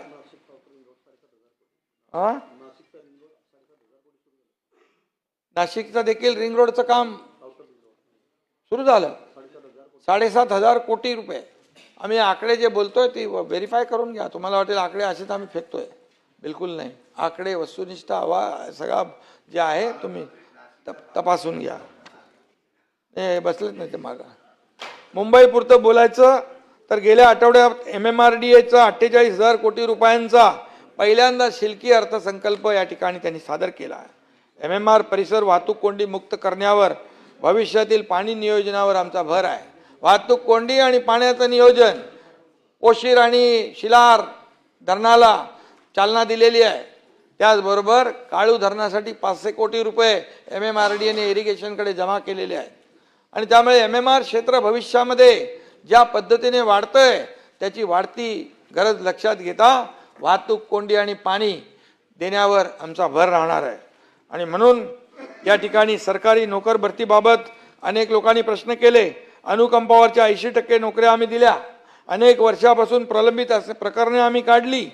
26/11 दहशतवादी हल्ल्यातील हुतात्मा उपनिरीक्षक प्रकाश पांडुरंग मोरेंची कन्या अनुष्का मोरे हिला मानवतेच्या दृष्टिकोनातून विशेष बाब म्हणून शासकीय सेवेमध्ये देखील आपण सामावून घेतलं. सगळी भरती प्रक्रिया पारदर्शी केली, ती वेगाने सुरू केली. तांत्रिक आणि प्रशासकीय अडथळे या ठिकाणी दूर झाले. आणि म्हणून माणूस नियमांसाठी नाही तर नियम हे माणसांसाठी असले पाहिजे अशा प्रकारचे आमची जी काय भूमिका आहे सरकारची ती आम्ही घेतलेली आहे. गरजू आणि योग्य व्यक्तींना नोकरीची संधी दिली. मी मुख्यमंत्री असताना भाई 75,000 रिक्त पदांची मोहीम राबवली. विशेष म्हणजे यात नंबरवाढ झाली आणि 1,53,000 रिक्त पदांपैकी 85,363 उमेदवारांना आपण नियुक्ती दिली. नियुक्त्या देताना देखील हॉलमध्ये आपण सभागृहामध्ये देऊन नियुक्तीपत्र दिली. इकडे ही देखील वस्तुस्थिती आपण लक्षात घेतली पाहिजे. 2026 हे भरती वर्ष असणार आहे. संपूर्ण भरती प्रक्रिया पारदर्शक असली पाहिजे आणि त्यासाठी देखील सरकारी आणि खाजगी दोन्ही क्षेत्रात नोकऱ्यांची मोठी संधी निर्माण होते. याचा फायदा राज्यातल्या तरुणांना नक्की झाल्याशिवाय राहणार नाही. खडसे सन्माननीय खडसे साहेब कुठे गेले नाहीत?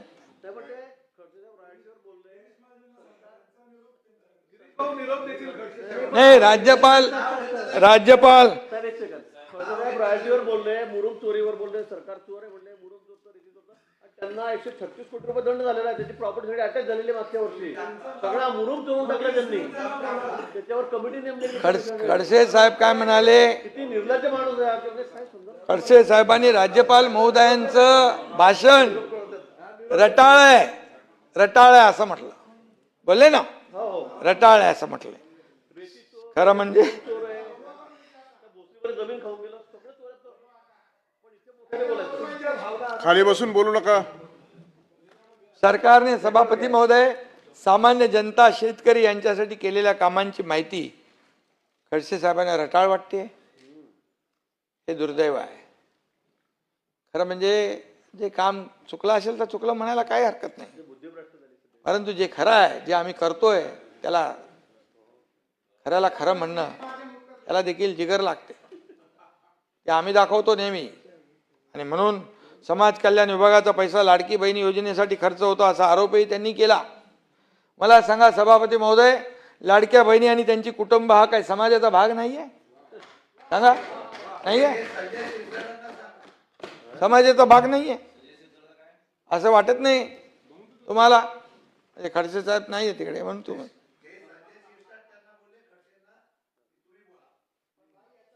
मुक्ताई नगरला तीर्थक्षेत्रात निधी मिळावा म्हणून मागणी केली. आपण त्यांना 9,08,00,000 निधी 2018 मध्ये दिला होता. दुसऱ्या टप्प्यात 15 कोटीचा प्रस्ताव देखील सादर केलेला आहे. त्याला देखील आम्ही कुठेही आकडता हात घेणार नाही. कुंभमेळ्यासाठी 30,000 कोटीची तरतूद, त्याचं नियोजन ते होत आहे.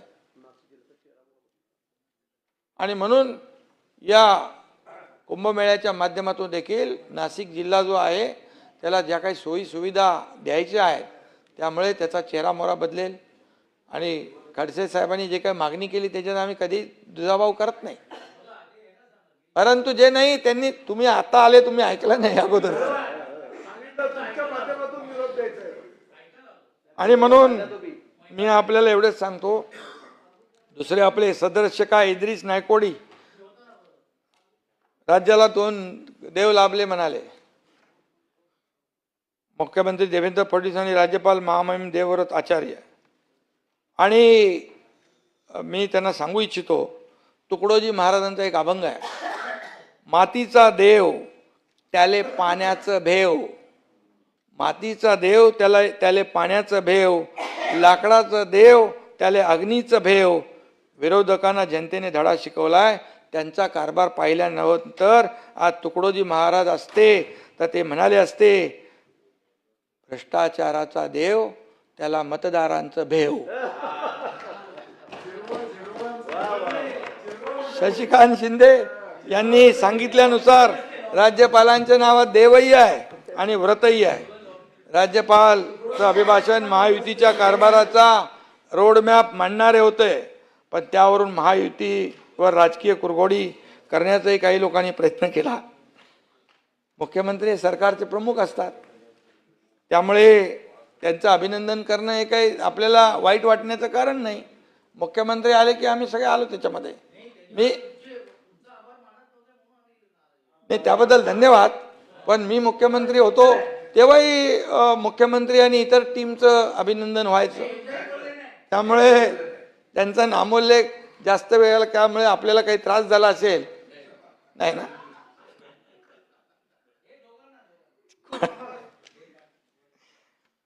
आणि मी विरोधी पक्षावर बसलेल्या सदस्यांना आठवण करून देतो की राज्यपाल काही इथं आले होते, ते काही निवडणुकीच्या भाषणासाठी आले नव्हते. ते राज्याचं विजन आहे जे आहे ते त्यांनी मांडलेलं आहे भाषणामधून. त्यामुळे राज्यपालांच्या अभिभाषणावर, सरकारच्या धोरणावर आपण टीका केली समजू शकतो आम्ही. राज्यपालांच्या अभिभाषणावर देखील जी वस्तुस्थिती आहे त्याच्या विरोधामध्ये चुकीच्या पद्धतीने ती मांडणी करणं हे बरोबर नाही आहे. आणि म्हणून शशिकांतजी, काय नाही, तुम्ही काही बोललात तरी सुद्धा इकडे काय युतीमध्ये काय मिठाचा खडा काय पडणार नाही. आमची युती मजबूत आहे. ये फेविकॉल का जोड़ है, टूटेगा नहीं, मजबूत रहेगा. आणि चिंता करू नका. 2022 साली महायुती सरकार पहिल्यांदा सत्तेवर आलं तेव्हापासून विरोधकांना पोटदुखी सुरू झाली, पण नेहमी आम्ही आरोपांना कामानं उत्तर दिलं. पायाला भिंगरी लावून आम्ही चांद्यापासून बांद्यापर्यंत फिरलो. मुख्यमंत्री मी होतो 2022ला, पण काही लोक म्हणजे त्यांना ते हजमच होत नव्हतं. पोटदुखी, जळजळ, मळमळ, प्रत्येक वेळी आरोप, प्रत्येक वेळी सरकार पडणार. तेव्हाची गोष्ट मी सांगतोय. डिसेंट्री, उलट्या, जुलाब सगळं चालू होतं. बाळासाहेब ठाकरे आपला दवाखाना त्यांच्यासाठी मी मोफत केलेला आहे. फ्री में जाओ दवा ले, तरी सुद्धा काय होत नाही. त्यामुळे त्यांना हजमला नाही, जमाल गोटा ते द्यायला पाहिजे. एकदाच काय ते होऊन जाऊ द्या. सचिन, अरे किती बोलणार तुम्ही, किती बोलणार, किती आरोप करणार. काहीतरी मर्यादा असली पाहिजे. अरे आरोप करून करून करून महाराष्ट्रातली जनता जी आहे ते आरोप ऐकून ऐकून त्यांनी त्यांचा निर्णय घेतला आणि बरोबर दुकानं बंद करून टाकली. आणि म्हणून जनतेच्या दुःख वेदना दूर करण्याचा आम्ही प्रयत्न केला. सभापती महोदय, प्रशासन अधिक गतिमान आणि जबाबदारनी काम करणार आहे. प्रशासनामध्ये आमूलाग्र परिवर्तन करण्यासाठी GPR 2.0 आम्ही सुरू केलं. हा महत्वाकांक्षी प्रशासकीय सुधारणा उपक्रम हाती घेतलाय. खुद्द आदरणीय प्रधानमंत्री नरेंद्र मोदीजींनी याचं कौतुक केलंय. दिल्लीत महाराष्ट्राच्या मनुष्यबळ व्यवस्थापन मॉडेलची प्रशंसा केली.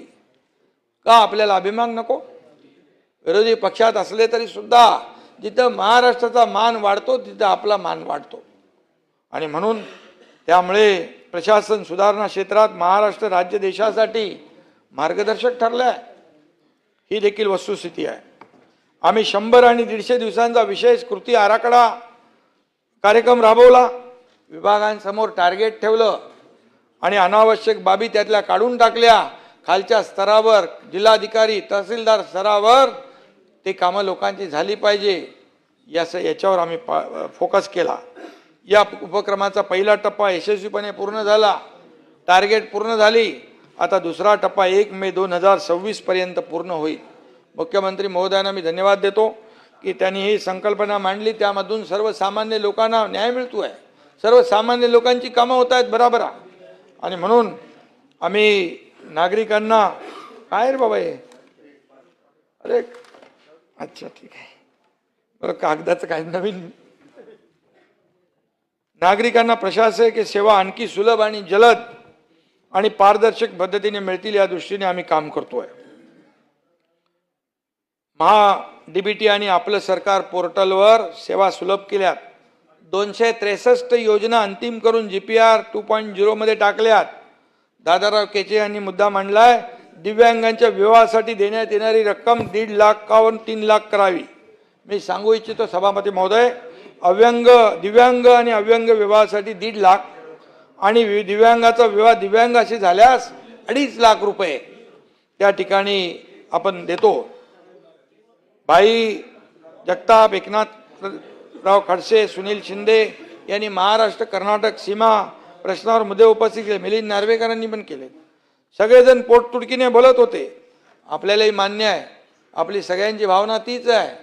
आपल्या कर्नाटक महाराष्ट्र सीमावाद जो गेल्या अनेक वर्षापासून आहे आणि म्हणून आपल्या सर्वांच्या भावना एकसारख्याच आहे. पण मी या वरिष्ठ सभागृहाच्या माध्यमातून परत एकदा स्पष्ट करू इच्छितो की आमचं युती सरकार सीमा बांधवांच्या पाठीशी खंबीरपणे उभं आहे आणि या पुढेही राहील. सुप्रीम कोर्टामध्ये जी वकिलांची फौज लावायची आहे, जी पूर्ण ताकद लावायची आहे, ती पूर्ण सरकार म्हणून त्यांच्या पाठीशी उभी राहील. आणि म्हणून केंद्र सरकारकडे देखील आम्ही या ठिकाणी ठामपणे भूमिका मांडू. याविषयी कुठलीही शंका बाळगण्याचं कारण नाही. हे सीमा प्रश्नाचं घोंगडं या काँग्रेसच्या काळापासूनचं अटकलेलं आहे. आता तर मी आपल्याला एवढं सांगतो, रोग जेवढा जुना तेवढे त्यावर उपचार अवघड होतात.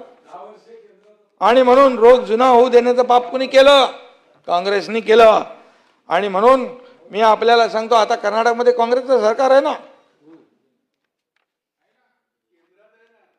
केंद्र आम्ही सांगितलं, स्वतः अमित भाईंना सांगितलं, गृहमंत्री महोदयांना, झाले 2-2 मंत्रींची समिती नेमलेली आहे.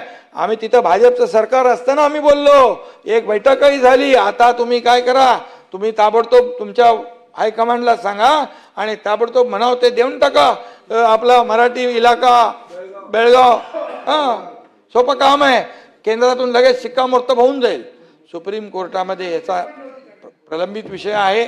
सुप्रीम कोर्टामध्ये जो आहे सर्वोच्च न्यायालयाचा आदर करणारे आम्ही सगळे लोक आहोत. त्यामुळे सर्वोच्च न्यायालयामध्ये जे काही भांडावं लागेल, जी फौज उभी करावी लागेल, जे काय करावं ते ताकदीने हे सरकार, महायुती सरकार करेल. केल्याशिवाय राहणार नाही. कारण हिंदू हृदय सम्राट बाळासाहेब ठाकरे हे सीमावासियांच्या मागे खंबीरपणे उभे राहिलेले आहेत. आणि मी पण जेलमध्ये होतो, तिकडे 40 दिवस होतो. त्यामुळे आंदोलन भुजबळ साहेब देखील त्या आंदोलनात होते. भुजबळ साहेबांनी जाऊन आमच्या आधी आंदोलन केलं आणि त्यामुळे आम्हाला तिकडे पकडून टाकलं जेलमध्ये. आणि त्यामुळे मी आपल्याला सांगतो तो संवेदनशील विषय आपल्या सर्वांसाठी आणि म्हणून सीमावासियांच्या पाठीशी संपूर्ण सभागृह सत्ताधारी काय विरोधक काय आपण सगळेच आपली सगळ्यांची जबाबदारी आहे की त्यांच्या मागं उभं राहण्याची आणि ते आपण उभं राहणार आहोत. आणि म्हणून या ठिकाणी भाई आपण भाषणाची सुरुवात महाराष्ट्र हे पुरोगामी राज्य आहे का, या महाराष्ट्रामध्ये आणि मुंबईमध्ये धार्मिक उन्माद वाढलाय, महाराष्ट्राचा लौकिक असा आहे आरोप केला, जातीय तेढ निर्माण होते असा देखील आरोप केला. पण मी आपल्याला एकच सांगतो भाई, असा आरोप करण्यापूर्वी महाराष्ट्रामध्ये धार्मिक तेढ कोण वाढवतंय याचा देखील विचार केला पाहिजे, याची माहिती घेतली पाहिजे. या महाराष्ट्राचा आराध्य दैवत छत्रपती शिवाजी महाराजांचा इतिहासाचा वारसा महाराष्ट्राला आहे. छत्रपती शिवाजी महाराजांच्या आदर्शावर आपण कारभार करतोय. छत्रपती शिवाजी महाराज हे आपलं आराध्य दैवत आहे आणि महाराज हे जगाचा आदर्श आहे. आज छत्रपती शिवाजी महाराज जयंती फक्त देशात नाही, महाराष्ट्रात नाही, जगभरामध्ये साजरी होती आहे आणि म्हणून याचा सगळ्यांना आपल्याला अभिमान असला पाहिजे.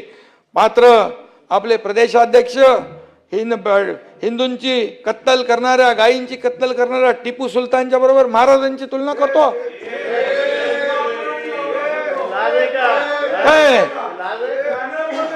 अरे त्यांचे गोडवे गाताना आणि टिपू सुलतान आणि छत्रपती शिवाजी बंटी भाऊ छत्रपती शिवाजी महाराजांची आणि त्यांची तुलना तुम्हाला मान्य आहे? मान्य नाही ना, बाईला पण मान्य नाही आहे आणि आपल्यालाही मान्य नाही. पण टिपू सुलतान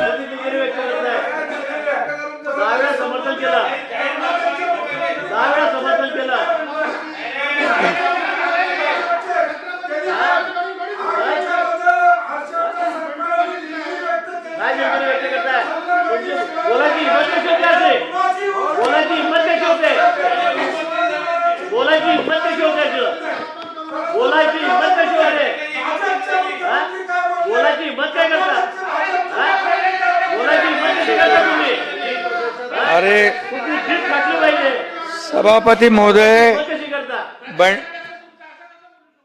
बंटी पाटील साहेब, आपल्याला एकच आहे की टिपू सुलतानचे गोडवे गाणे, त्याचं उदात्तीकरण करणे, छत्रपती शिवाजी महाराजांशी त्याची तुलना करणे हे पूर्णपणे दुर्दैवी आहे. याचा निषेध करावा तेवढा थोडा आहे. आणि मी हेही सांगतो औरंगजेबाचं देखील उदात्तीकरण, बॉम्बस्फोट मधले आरोपींचं उदात्तीकरण कोणी केलं? त्याच्या कबर कोणाची तो अफजल खानाचं उदात्तीकरण. अरे बाबा, अफजल इतके वर्ष शशिकांतजींना माहित आहे अफजल खानाचं प्रतापगडावरचं सगळी माहिती आहे ना. इतके वर्ष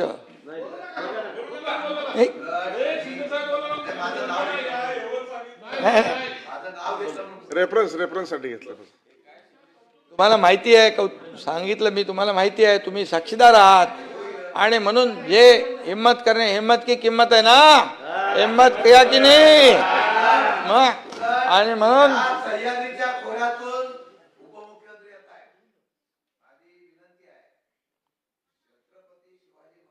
तो पराक्रम केलाय ना प्रतापगडच्या पायथ्याला, ते दाखवण्यासाठी ती बंदी घातली ना, ते उलट कसं छत्रपतींनी तिथं त्या याचा कोथळा बाहेर काढला तो दाखवणं गरजेचं आहे.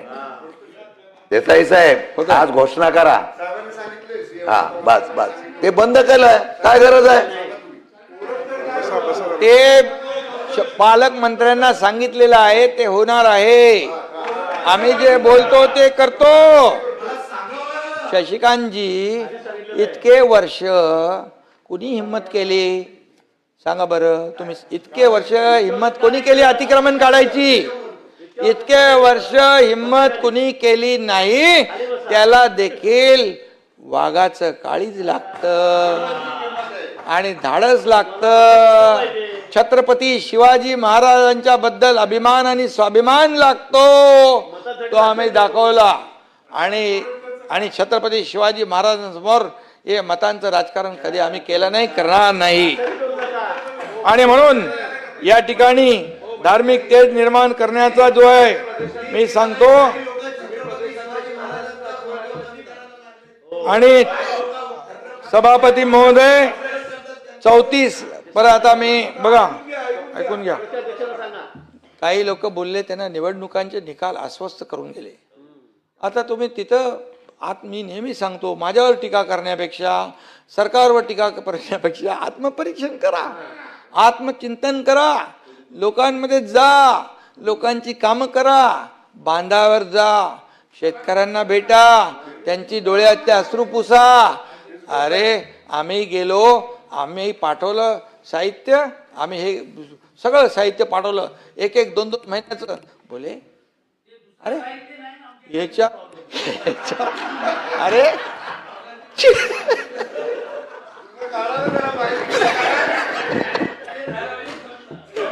अरे त्याला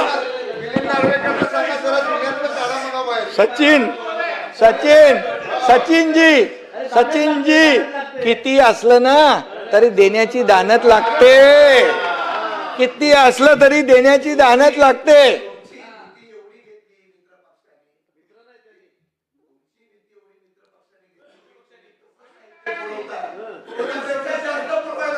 ऐका शशिकांतजी, मी काय म्हणालो, शेतकऱ्यांना अन्नधान्य, दिवाळीचं सगळं फराळाचं साहित्य, साखर, तेल पासून आम्ही पाठवलं, बरोबर, ते पाठवलं, त्याच्यावर पण टीका केली.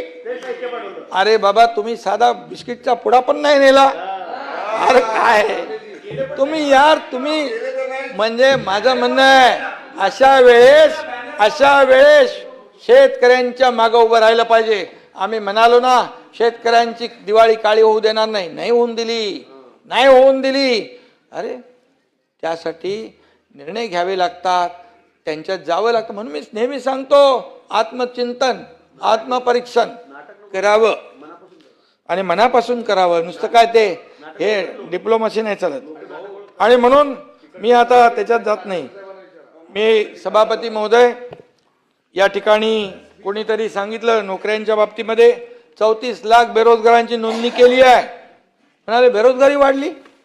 अरे असा निष्कर्ष काढणं हसायचं का रडायचं?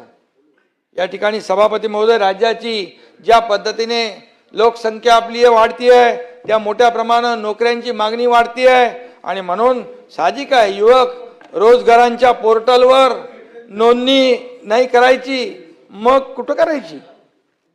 या पोर्टलवर नोंदणी करायची नाही तर कुठं करायची? आता लोकांना विश्वास भाई वाटू लागला की आम्हाला नोकऱ्या मिळतील, आणि म्हणून नोंदणी होऊ लागली, आणि मिळत आहेत. मिलिंद नार्वेकरांनी पण काही मुद्दे इथं मांडले, पण त्यांचे मुद्दे एकदम पॉझिटिव्ह होते, टीका नव्हती. आणि त्यावर जे काही त्यांनी मुद्दे मांडलेले आहेत त्या मुद्द्यांवर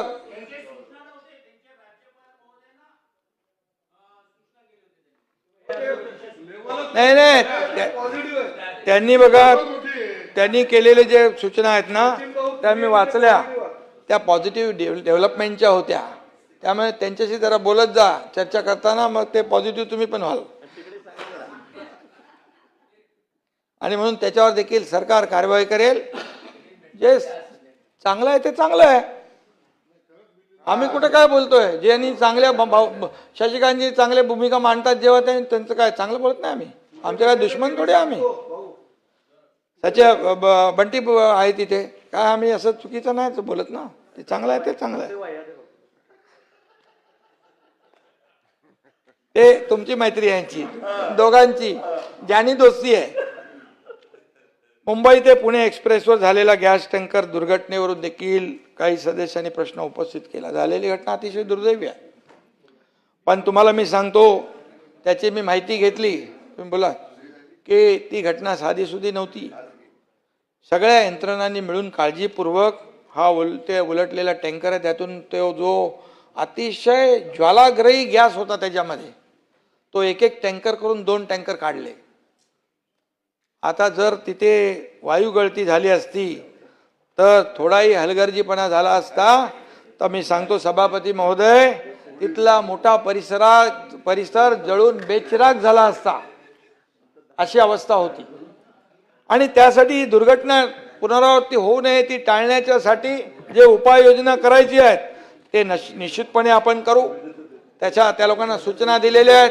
तेव्हा जर पुढे दुर्घटना झाली तर ती वाहतूक कुठून डायव्हर्ट करणे, हे करणे, या सगळ्या ज्या काही उपाययोजना आहेत त्या केल्या पाहिजे त्या यंत्रणांनी. अशा प्रकारच्या सूचना मुख्यमंत्री महोदयांनी देखील दिल्या, मी स्वतःही दिलेल्या आहे. त्याची इत्थंभूत माहिती मी घेत होतो आणि म्हणून त्यावेळेस देखील नागरिकांची खूप गैरसोय झाली. परंतु जीवापेक्षा काही मोठा असू शकत नाही आणि त्यामुळे जीव वाचले हे महत्त्वाचं आहे.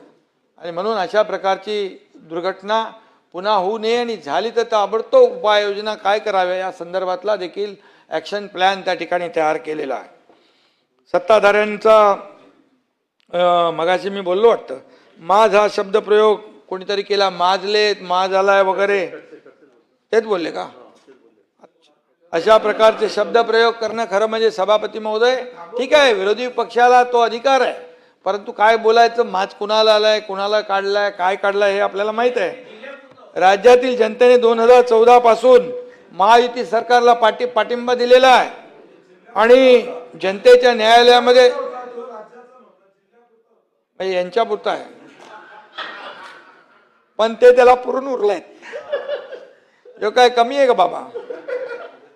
ते दोघांचं जाऊ दे. जनतेच्या न्यायालयामध्ये आम्ही जिंकलो आहोत. लोकशाही जनता ही राजा असते. ही जनता आपल्याला डोक्यावर घेते. ही जनता निष्क्रिय लोकांचा माजही उचरवते. ही वस्तुस्थिती आहे. त्यामुळे जनता जनार्दन ही सब कुछ है, हम तुम कुछ भी नहीं है, हे मानणारे आम्ही लोक आहोत. आणि म्हणून जनतेने माज कुणाचा उतरवला, काय केलं हे मी वेगळं सांगण्याची आवश्यकता सभापती महोदय नाही. आणि म्हणून आमचं सरकार जनतेची 24 तास सेवा करणार आहे. मी शेवटी एवढंच सांगतो, विकासाला गती देत आहोत. महाराष्ट्राची प्रगतीची गाडी सुसाट सुटली आहे, पण विरोधकांची गाडी मात्र आरोपांमध्ये अडकली आहे, ही वस्तुस्थिती आहे. आणि म्हणून गेली 4 वर्ष गेले 4 वर्ष राज्यात विकास यात्रा जोमाने सुरू आहे. या विकास यात्रेमध्ये विरोधी पक्षाने देखील सामील झालं पाहिजे, विधायक सूचना केल्या पाहिजे असं मला वाटतं. राजकारण आपल्या जागी, परंतु विकास आपल्या जागी असं धोरण आपण घेतलं पाहिजे. आपल्या सगळ्यांचं लक्ष आहे विकास, सर्वांगीण विकास, सुरक्षित महाराष्ट्र, समृद्ध महाराष्ट्र, हेच आपलं लक्ष पाहिजे. विरोधकांना वेगवान महाराष्ट्र आहे ना, नाही दादा म्हणाले होते विकास आता लांबणार नाही, महाराष्ट्र आता थांबणार नाही, आणि हेच खऱ्या अर्थाने त्यांना श्रद्धांजली ठरेल अशा प्रकारचं मी या ठिकाणी सांगू इच्छितो. आणि विरोधकांना देखील आवाहन करतो, आवाहन म्हणजे आवाहन नाही, विनंती, जनतेच्या कामामध्ये राजकारण न आणता सकारात्मक पावलं टाका. सरकारची कामाची जी काही दखल घ्यायची आहे, योग्य कामाची दखल घ्या, चुकीचं असेल तर सजेस्ट करा, सुचवा. आणि म्हणून महामहिम राज्यपालांनी जे सरकारने गेल्या 3.5 वर्षामध्ये या राज्याचा विकास केला आहे, या राज्याची प्रगती केली आहे, या राज्याला पुढं घेऊन चाललेला आहे, भविष्यातले जे प्रकल्प आम्ही करणार आहोत त्याच्याबद्दल आपल्या भाषणामध्ये मनोगत व्यक्त केलं, त्याबद्दल मी त्यांचा आभारी आहे. त्यांचं मनापासून मी राज्यपाल महोदयांचं अभिनंदन करतो आणि त्यांना धन्यवाद देतो. आणि विरोधक पक्षाला देखील मनापासून धन्यवाद देतो की तुम्ही आता यापुढे जे सकारात्मक आहे त्या पद्धतीने जा, चांगल्या गोष्टीला चांगलं म्हणा, सूचना करायची इकडे सूचना करा, त्याचाही आदर केला जाईल. अशा प्रकारचं या ठिकाणी मी सांगतो आणि थांबतो. जय हिंद, जय महाराष्ट्र.